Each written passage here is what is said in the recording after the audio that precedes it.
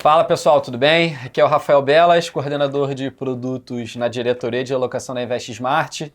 E hoje eu tenho aqui a honra e o prazer de conversar com o Daniel Campion, que é um dos gestores responsáveis pelas estratégias de ação global na Verde Asset, que eu tenho certeza que muitos de vocês já conhecem.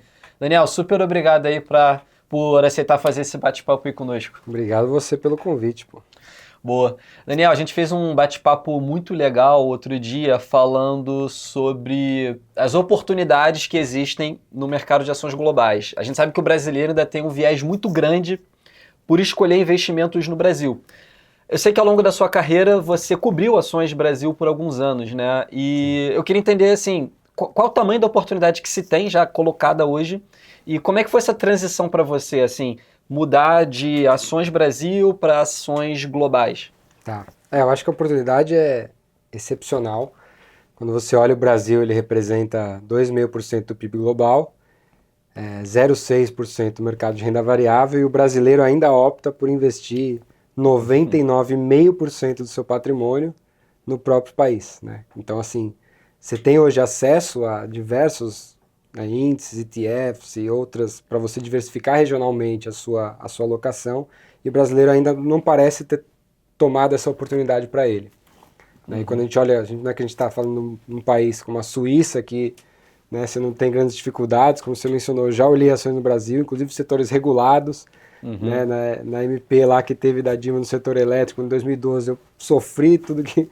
Assim, então, existe uma volatilidade grande no mercado acionário brasileiro, e eu acho que você diversificar globalmente, você acaba tirando um pouco dessa volatilidade, ainda mais por ser um índice tão descorrelacionado com o índice de ações globais. Então, quando você olha episódios específicos de Brasil, como greve dos caminhoneiros, o Joesley Day, o que você olha é que a estabilidade que você ganha no seu portfólio por ter ações lá fora, ainda mais quando você coloca o câmbio junto, ele te dá um colchão muito grande, né? Muitos desses episódios, na verdade, quando você investe em ações globais, você tem um retorno positivo no mês que você poderia, né, rasgar sua carteira e perder 10, 15% investindo no Ibovespa, por exemplo. Então, assim, o que eu vejo de diferenças grandes é a ciclicalidade que você tem Uhum. no índice brasileiro. Você tem 60% do índice é basicamente bancos e commodities, que estão muito sujeitos, né, a desacelerações econômicas, enquanto lá fora você tem 25% só exposto a esses setores, e você tem 30% que é o setor de tecnologia, que, enfim, é um setor que tem muito menos dessa ciclicalidade, tem um crescimento secular muito mais contratado, ainda mais quando a gente está olhando num ciclo dos próximos anos, que a gente vai ver de inteligência artificial e o que a gente pode esperar dessas empresas em termos de crescimento de lucro. Acho que é uma oportunidade muito grande ainda para você investir lá fora. E então, assim, acho que resumindo aqui, você tem as melhores empresas do mundo para investir, que estão na vanguarda do conhecimento, que estão tomando market share não só nos Estados Unidos, mas globalmente, né? A gente pode ver aqui, né, os nossos smartphones aqui provavelmente são da Apple ou da Sim. Samsung, ou, né, os serviços de streaming que você assina deve ser um Netflix, um Disney Plus, o tênis que você usa deve ser da Nike, o carro que você dirige provavelmente não é de uma empresa brasileira. Uhum. Então, a gente já toma essas decisões no nosso dia a dia, né? Elas já fazem parte da nossa escolha ótima de como eu vou gastar o meu dinheiro. Então, é natural que você faça esse pulo e fale, putz, obviamente, se elas são as empresas que conseguem, mesmo com tarifa de importação de, às vezes, 60% em alguns índices, como em alguns produtos, como celular, como eu tinha comentado, mesmo assim eles conseguem ganhar um market share tão grande aqui, e, né, isso diz sobre qual a qualidade do produto que eles vendem, mesmo lutando contra tarifas de importação tão altas assim. Até nesse ponto, assim, na sua visão, qual foi o impacto real dessas tarifas para as empresas que vocês acompanham nos Estados Unidos? Como que isso poderia, como que o investidor precisa se preocupar com isso ou não? Eu acho que é uma preocupação talvez grande para a economia, Uhum. né, em termos de o que vai acontecer com a inflação, quanto que vai impactar o preço final de alguns produtos. Isso a gente não conseguiu ainda ter uma grande sensibilidade, né? A gente teve o dado de inflação agora 2 dias atrás e não parece ter impactado ainda. Uhum. Mas porque você tem uma descorrelação muito grande entre o que está sendo discutido e o que está sendo repassado ainda para o consumidor, porque você não tem uma definição ainda muito clara, né? A China vai para 140%, aí volta, não sei o que. mesmo o Brasil, né, agora começou a implantar, mas enfim. E aí, o que você tem na economia, então, vai ser um impacto, e eu acho que o que você tem para o índice de ações vai ser outro. Né? Tem um estudo interessante que o Deutsche soltou outro dia, que 17% só das companhias do S&P estão sujeitas, diretamente impactadas às tarifas anunciadas pelo Trump. Então, o que Menos de deve acontecer 20%. com o índice? Assim, pode acontecer algo completamente diferente do que a gente está esperando. Né? Tudo bem, as tarifas foram de 3% no começo do ano, provavelmente vão fechar o ano com 16% de tarifa sobre importação nos Estados Unidos, mas o impacto real para a maior parte das empresas talvez não seja tão grande assim, enquanto você está vindo um ciclo de talvez um corte de juros, né, que está sendo cada vez mais vindo em voga. Eu vi Scott Bessent comentando que deveria cortar em 150, 175 bips, o Trump todo dia criticando o Fed.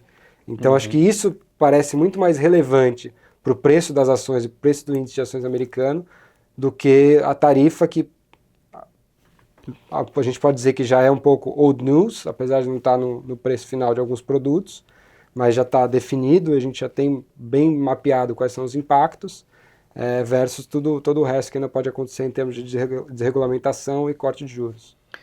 Boa. E olhando para o Verdemundi, né, o fundo no qual você faz a gestão, como é que vocês estão posicionados hoje? O que você está olhando aí com oportunidade? A gente vê IA cada vez, né, parece que já é uma realidade na vida de todos. O que você está vendo aí de oportunidade, alocando? É engraçado, né, porque parece que já é uma realidade na vida de todos, mas o fato é, se você olhar o seu celular hoje, e o seu celular 2, 3 anos atrás, em termos de aplicativos, o que você usa, não mudou tanto.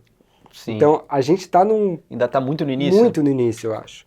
Em termos de aplicabilidades, né? Você tem diversos investimentos, né? Enfim, o CAPEX que era esperado para 2026 em infraestrutura de data center era de 200 bilhões no final de 2023. Hoje, esse CAPEX esperado para 2026, no mesmo ano que a gente está falando, é acima de 400 bilhões. Dobra. Então, assim, dobrou a expectativa que você tinha de investimento nessa área, mas o fato é que no dia a dia a gente não mudou tanto assim.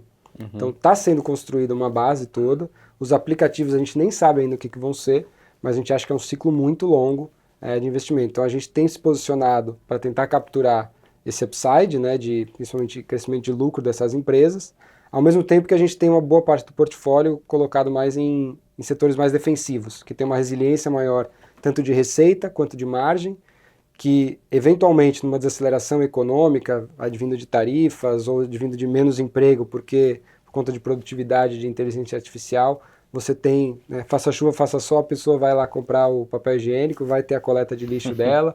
Então é um pouco esse balanço de estar um pouco menos nas empresas mais cíclicas, digamos assim, tentando capturar esse upside de inteligência artificial. Certo, então você consegue montar um portfólio que está preparado ali para os diversos cenários, digamos assim, Claro, né?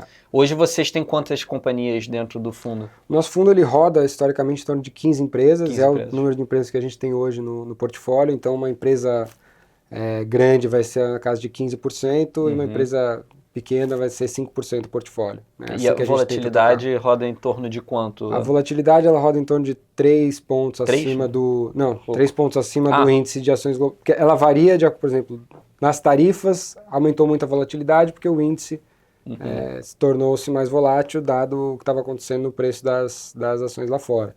Mas ela tende a rodar um pouco acima do nosso benchmark, que é o ACWI, que é o índice global, o Ibovespa global, digamos assim. Excelente. Bom, Daniel, queria agradecer aqui pelo bate-papo. Obrigado você, Rafael. Obrigado pelo convite. Prazer estar conversando com vocês aqui. Sempre que precisar, estamos à disposição. Boa, pessoal. Espero que vocês tenham gostado do bate-papo. Dúvidas, converse com o seu assessor. E um abraço e até breve.